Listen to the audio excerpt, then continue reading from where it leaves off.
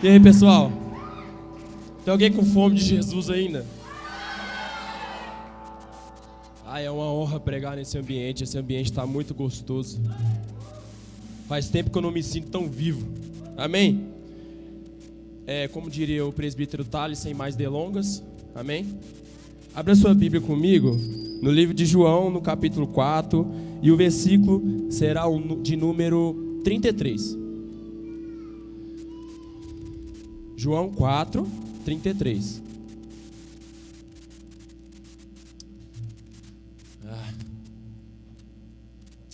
Tu és bom, Jesus, tu és bom. Tu és bom.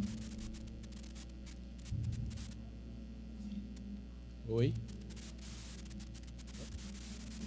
João 4, 33. Pessoal, lá está escrito assim, ó. Os discípulos perguntaram uns aos outros: será que alguém lhe trouxe comida? Então Jesus explicou: meu alimento consiste em fazer a vontade daquele que me enviou e em terminar a sua obra. Vocês não costumam dizer: ainda falta 4 meses para a colheita? Mas eu lhes digo: despertem e olhem à sua volta. Os campos estão maduros para a colheita. Os que colhem já recebem o salário, e os frutos que ajuntam são as pessoas que passam a ter a vida eterna. Que alegria espera tanto o que semeia como o que colhe. Vocês conhecem o ditado: um semeia e o outro colhe. E é verdade, eu envio a vocês para colher onde não semearam. Outros realizaram o trabalho e agora vocês ajuntarão a colheita. Uou, profundo, né, gente? Pode se sentar.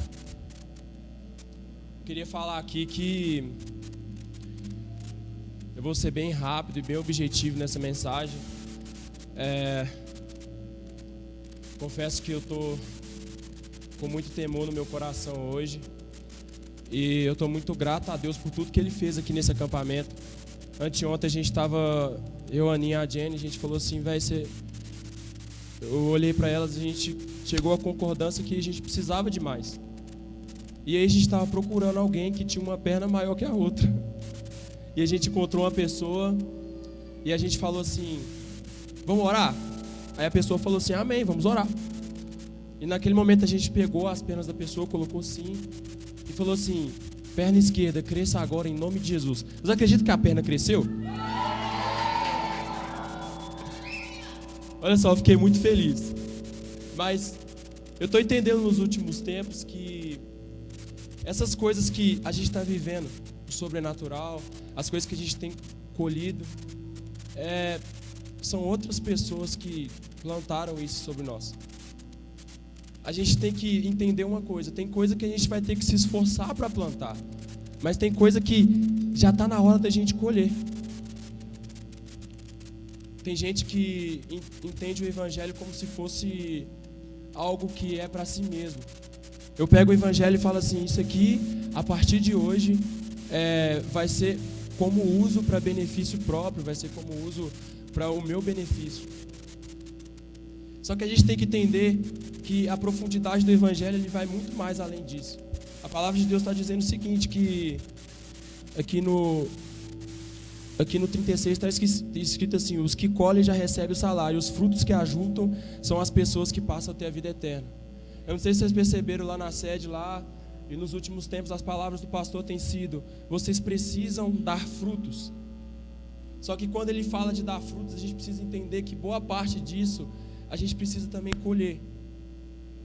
Ou seja, tem coisa que você não precisa se matar fazendo jejum, não se precisa se matar pedindo a Deus. Por quê? Porque o pastor Watson já fez isso por nós. Quem está entendendo isso? Que profundidade. O pastor Watson, como ele mesmo diz, ele cavou o poço. Ele mesmo fala com a gente o seguinte: ó, pessoal, eu não vou poder ir. O meu desejo é que vocês vão. Jesus, quando ele tinha com os discípulos, ele falava o seguinte: eu estou aqui, mas em breve eu estou indo para o Pai. Em outras palavras, está falando assim: vocês vão ter que aprender a se virar sozinho. Pessoal, eu sinto como se nos últimos tempos a gente vai precisar se virar sozinho. Não estou falando que o pastor Watson vai morrer, misericórdia. Mas eu estou falando o seguinte: que a gente vai precisar entender que a gente precisa colher. E Eu vi isso aqui ontem, quando eu chegava. Ontem foi um dia histórico para a nossa igreja. Quem concorda com isso? Porque foi um ambiente que Deus, Ele tomou todo mundo que estava aqui. Por isso que eu falo que é um dia histórico. Não é sempre que isso acontece. Não é sempre que acontece essas coisas. E naquele momento, quando o Espírito Santo pegou todo mundo, Ele começou a falar muitas coisas. Eu lembro que eu comecei a ver essas coisas de colher aquilo que as pessoas já plantaram. Quando eu cheguei perto do pastor Hodson, e eu falava assim: Deus, eu preciso da unção desse homem. Eu já falei isso com ele milhares de vezes, ele nunca quis repartir comigo. Na verdade, ele falava comigo assim: Cid, você pode andar alguns minutos nela, porque senão você não vai aguentar. Eu falei assim: amém. E ontem, naquele ambiente, eu falei assim: é hoje. Hoje eu vou pegar esse negócio. Eu cheguei perto dele, ele colocou as mãos sobre mim. Ele falou uns negócios lá, sinistros lá, sei lá o que falou. Ele falou um negócio de dobro, sei lá. E naquele momento eu caí no chão. Eu tive uma visão, gente. Foi a visão mais linda que eu já tive em toda a minha vida. Eu estava num lago, e esse lago estava escrito lá um título bem grande assim: Pastor Hodson. Era como se aquele lago fosse dele, era um lago de óleo. E eu pulei para dentro daquele lago, eu fiquei lá, Nossa, Deus do céu, que delícia. E eu percebi que quando eu saí de lá, eu saí diferente. Por quê? Porque eu estava navegando na unção dele. Gente, eu estou falando isso aqui, eu não estou adorando o pastor Hodson, entendeu? Amém? Porque o pessoal costuma dizer isso aí: se você der lugar para o diabo, você já sabe, né? Seu destino é o inferno. Mas deixa eu falar com vocês. Se você desejar andar na unção que Deus colocou sobre a vida dele, você vai andar. Só que para isso você precisa reconhecer a unção que está sobre a vida dele. Quando eu nos últimos dias, eu estava acordando indignado. E foi isso que eu tinha pedido a Deus. Eu falei assim: Deus, quando eu estiver na minha zona de conforto, por favor, me deixa eu ficar um pouco mais indignado. Eu acordava e falava assim: hoje é mais um dia. E aí, o que eu vou fazer? Teve um dia que eu acordei, eu falei assim: hoje eu vou curar uma pessoa em nome de Jesus. Foi a semana passada, eu falei assim: amém. E eu chegava perguntando para todo mundo: não, mano, você tem um problema de coluna aí? Sei lá, eu posso orar para você? Lá no serviço, lá, os peões ficavam doidos. Eu falei assim: sei lá. Eu cheguei num cara uma hora, eu falei assim: você tem alguma dor aí? Ele falou assim: eu tô com dor no braço aqui mesmo. Eu falei: tá, então em nome de Jesus seja curado. Adivinha se o cara foi curado? Foi. Aí você faz de que eu ia falar não. E eu cheguei quinta-feira no culto lá, doido também. Eu falei assim: ô pastor Hodson, o que Deus vai fazer com a gente nesse acampamento? Eu falava com as pessoas assim, falei assim: gente, o jogador, quando ele entra no campo, ele tem que saber o que ele vai fazer. Eu falei assim: beleza, eu vou entrar lá no acampamento, mas o que eu vou fazer? Aí eu falei assim: eu preciso experimentar essas curas, eu preciso. E naqueles momentos eu vi que era muito mais uma questão de posturas nossa do que uma unção para ser liberada. Se você tiver uma postura relacionada àquilo que Deus está falando sobre a sua vida, se você se posicionar com aquilo que Deus está falando sobre a sua vida, cara, a sua vida nunca mais vai ser a mesma. Por isso que a minha oração sempre é essa, gente. Para os jovens, eu vi o Rafael pregando aqui ontem, e o meu sentimento, depois que ele terminou de pregar, eu falei assim: Deus, isso está valendo a pena. Gente, mas não é o suficiente. Os encantou aqui hoje, e mais uma vez eu falei assim: Deus, está valendo a pena, mas também não é o suficiente. Ainda existe mais. Existe um pouco mais. Gente, vocês devem me achar até chato, que eu vivo falando sobre isso, mas vou falar de novo. As pessoas estão morrendo. E o fato de eu amar tanto os meus amigos tem me impedido de aproximar dessas pessoas. Jesus, ele sentava com os pecadores, ele olhava nos olhos e ele era automaticamente criticado por isso. Cara, se você não senta com os perdidos e você está acostumado a viver num ambiente só de crente e você está nessa zona de conforto, a minha oração é que Deus te tire dessa zona de conforto.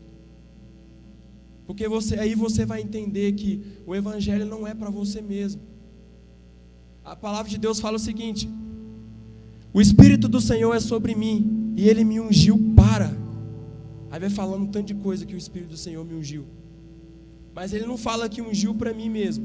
Ele fala que me ungiu para curar os enfermos, me ungiu para proclamar as boas novas. Eu vi o pastor Marcão pregando hoje que, nossa, foi profundo.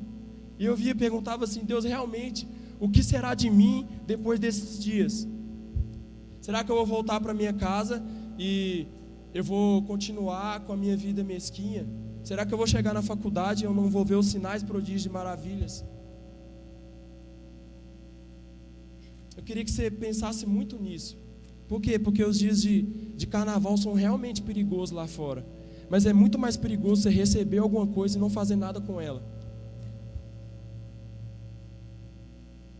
Se você reter isso que Deus está colocando no seu coração, se você não colocar para fora, você vai começar a trazer problemas espirituais para você. E eu tenho visto que eu também ontem tive outra visão. Nessa visão eu estava deitado no chão e eu estava pegando muito fogo. E essa visão não representava só eu, representava todos nós. E eu estava pegando fogo, nossa, o que é isso? Estava pegando muito fogo. E as pessoas chegavam e olhavam e falavam assim: o que é isso? O cara está pegando fogo no meio da rua. E na hora eu ouvi Deus dizendo assim, uma frase que eu ouvi um dia, de Reinhard Bonnke, eu não sei como é que fala o nome desse cara, mas ele falava assim: o detalhe todo da sarça, quando ela se queimava, é que ela não se consumia. Quando você está sendo queimado e você se consome, você vira cinza. Eu não quero nunca que o fogo de Deus pegue as pessoas que estão aqui e as pessoas se queimem e virem cinza, porque cinza não presta para absolutamente nada. O fogo de Deus, ele está liberado para nós. Eu não sei se vocês perceberam, quando eu coloquei a mão sobre alguns, eu sempre gritava assim: Deus, mais fogo, mais fogo.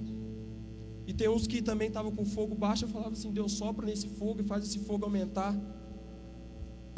Porque eu tenho crido nos últimos tempos que se a gente não apaixonar por Deus de novo, se a gente não olhar a Deus como a gente olhava nos primeiros dias, se a gente não desejar e entregar a Deus, se a gente não desejar o nosso quarto, se a gente não olhar e falar assim: para mim essa vida não está dando, e se a gente não tiver essa indignação santa dentro da gente, se a gente não tiver uma indignação por sair da zona de conforto, nada disso vai valer a pena. Só que os jovens sedentos por Cristo têm construído algo e a gente precisa entender isso. Gente, a gente não está brincando, a gente não faz culto sábado à toa. Eu tenho entendido que Deus tem construído algo lá que não é só para a gente, é para a contagem inteira. Só que Deus vai trabalhar até onde a nossa visão vai. Ou seja, se eu creio que Deus é essa garrafinha aqui, Ele vai trabalhar só nessa garrafinha. Mas se eu creio que Deus é um rio inteiro, Ele vai trabalhar nisso. Cara, eu acho que a gente precisa largar a nossa visão. Acho que a gente precisa olhar um pouco mais além do que a gente ir para a igreja todo sábado. Eu estou falando agora de sábado porque somos nós. E entendendo o evangelho como se fosse algo para nós mesmos. Jesus, uma das únicas vezes que Jesus chorou na Bíblia, sem contar o dia da morte dele, com certeza ele chorou, mas você lê um versículo, um dos menores versículos na Bíblia, está escrito assim: Jesus chorou. E você vai ver o motivo, você vai ler a história, é porque um amigo dele tinha morrido. Sabe o que tem sido o meu desejo? Por muito tempo, as igrejas elas pregaram o seguinte: você tem que se afastar das suas amizades mundanas. Amém. Eu creio muito nisso, porque esse é o processo de santificação. Se você não se afastar, você não vai conseguir santificar. Só que eu não estou falando para você se afastar totalmente. Por quê? Porque vai chegar uma hora, eu cheguei uma hora na minha vida que eu não tinha mais amigo, ninguém do mundo para me falar de Jesus mais. Porque eu gostei tanto dos meus amigos da igreja, e eu gostava tanto dos meus amigos da igreja que aquelas pessoas que estavam lá fora não me ouviam mais, porque eu não tinha mais nenhuma moral para falar nada. Sabe o que tem sido a minha oração? Falou assim: Deus, aqueles lá do passado ou novos, mas por favor, devolve os meus amigos. Deus, eu preciso que meus amigos lá de fora, de novo, se aproximem de mim. Eu preciso liberar esse fogo sobre eles. Eu preciso que eles conheçam o Senhor Jesus, porque conhecer o Senhor tem sido muito benéfico para mim. Como é que isso não pode ser tão bom para as pessoas também? Gente, conhecer a Deus é muito bom, mas conhecer Deus com os amigos é melhor ainda. A gente precisa entender essas coisas, porque senão o nosso evangelho não... Teve uma vez na Bíblia que Moisés, ele entrou no... Ele estava entrando, se eu não me engano, na tenda. E todo mundo parava para olhar Moisés entrando na tenda. Por quê? Porque uma nuvem de glória acompanhava a vida dele. E o pessoal olhava assim e falava assim: nossa, olha lá Moisés entrando, uma nuvem de glória está indo com ele. O pessoal parava para olhar ele. Eu creio que Deus vai fazer isso com a gente nos próximos dias. Não, acho que você não entendeu. Eu creio que Deus, Ele vai fazer isso com a gente, o que fez com Moisés. Só que aquilo que o pastor Abraão falou, a gente precisa apaixonar de novo pelo nosso quarto, apaixonar de novo pela tenda. E quando Jesus, ele tem ai meu Deus do céu, que tem gostoso. Quando a gente tem um encontro com Deus, a nossa vida nunca mais é a mesma. Moisés, quando ele entra lá, ele começa a olhar nos olhos de Deus, porque a Bíblia fala que ele conversava a Deus face a face, como se fosse um amigo. Ele olhou e falou assim: Deus, eu estou indo lá, mas eu não vou sem o Senhor. Eu não vou sem o Senhor, eu não posso, eu não consigo ir sem o Senhor. E Deus estava irado com o povo, falou assim: eu não vou não. Deus estava meio, sei lá. Falou assim: eu não vou. E Moisés, ele conversa com Deus, ele consegue convencer a Deus. E Deus fala assim: beleza, então eu vou contigo, eu tenho uma aliança contigo, eu confio contigo e eu estou indo contigo. Logo depois Moisés aproveita a oportunidade e fala assim: Deus, então faz o seguinte, deixa eu ver um pouco mais aí. Aquele discurso, Deus, Moisés. Gente, a minha vontade é essa, de eu chegar diante de Deus e falar assim: Deus, eu preciso disso. E Deus fala assim: ah, Gabriel, não tem como. Eu falo assim: Deus, mas por favor. E Deus fala assim: ah, então toma.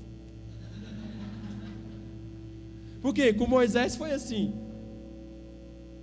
E eu creio que se a gente começar a apaixonar pelo jejum, pela oração, pela leitura bíblica de novo, pela pregação do evangelho de novo, a gente vai recuperar essas coisas que a gente perdeu.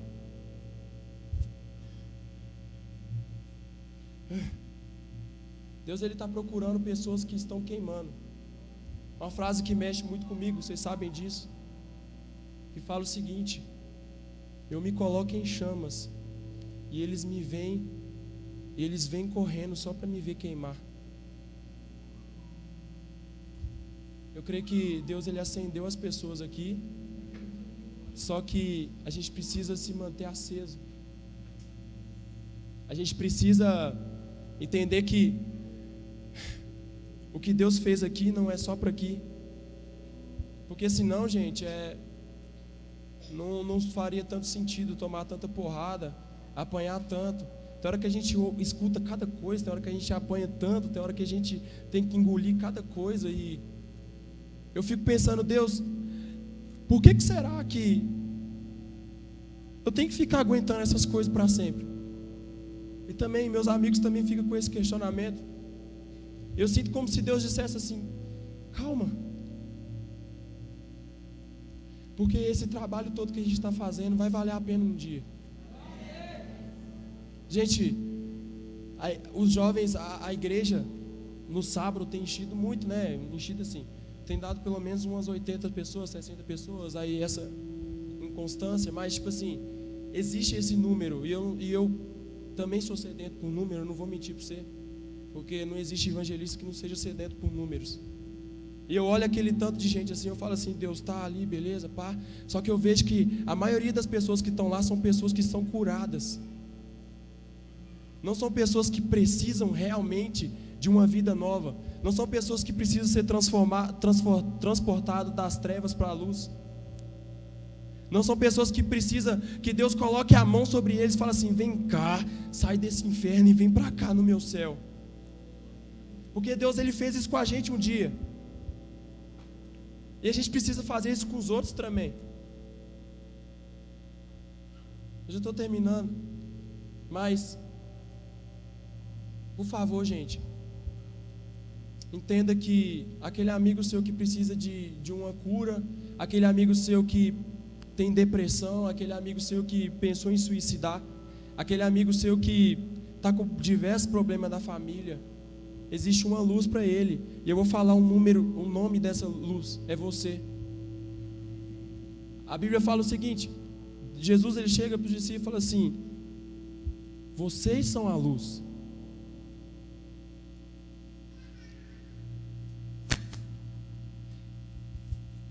E quando Jesus ele fala essas coisas, ele está falando assim que aonde que a gente chegasse, não teria mais trevas, porque trevas é ausência de luz. Ou seja, quando eu cheguei lá, Todd White fala isso, quando eu chego lá não existe mais trevas, porque eu cheguei, eu sou a luz.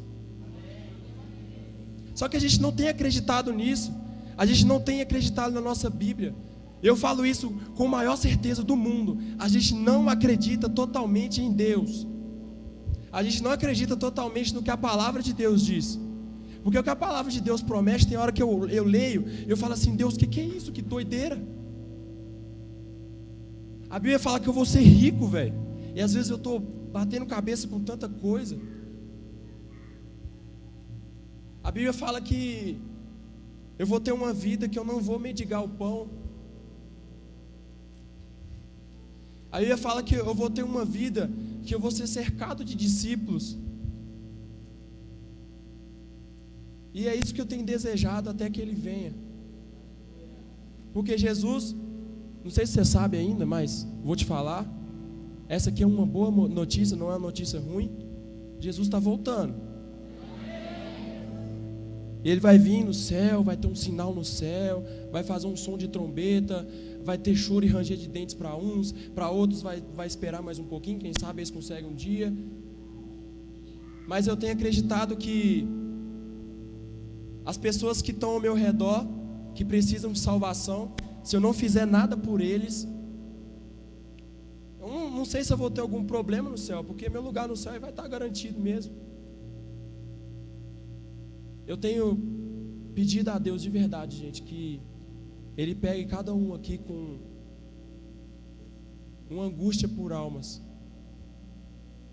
Os avivalistas do passado, eles falavam o seguinte: nossa, parece que fica até chato, né? Eu sempre falo isso, mas eles chegavam diante de Deus, passavam horas gritando e falando assim: Deus, me dê alma, senão eu vou morrer. Essa é a oração de Ana.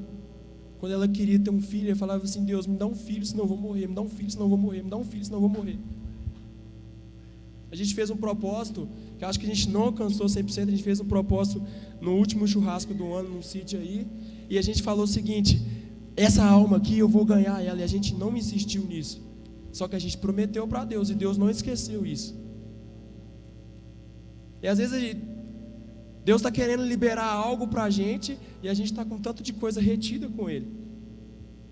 Ou seja, gente, se você fez um compromisso com Deus, de você ganhar aquela pessoa, não desista. Não entendi.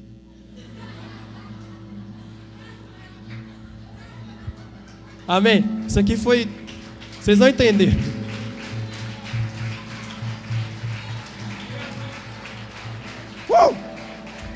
Mas... a dona Google falou que ela não entendeu. Vou explicar de novo. Amém. Olha o barulho arraial. Papararapã. Seguinte. Se coloque em chamas. Creia que o maior poder está em suas mãos, o Espírito Santo. Creia que se alguém precisar de cura, o nome de Jesus está aí para isso. Creia que se alguém precisar de salvação, o Evangelho está aí para isso. Creia que se alguém precisar de um abraço, você está aí para isso. Mas não desista das pessoas e peça a Deus de volta os seus amigos que você perdeu um dia, porque só assim que a gente vai recuperar a essência do Evangelho na nossa vida. O Evangelho, ele não é tão confortável assim. O Evangelho justamente é nos tirando da zona de conforto todos os dias. Amém, gente? Eu agradeço a oportunidade de novo. Muito obrigado. Deus abençoe a vida de vocês.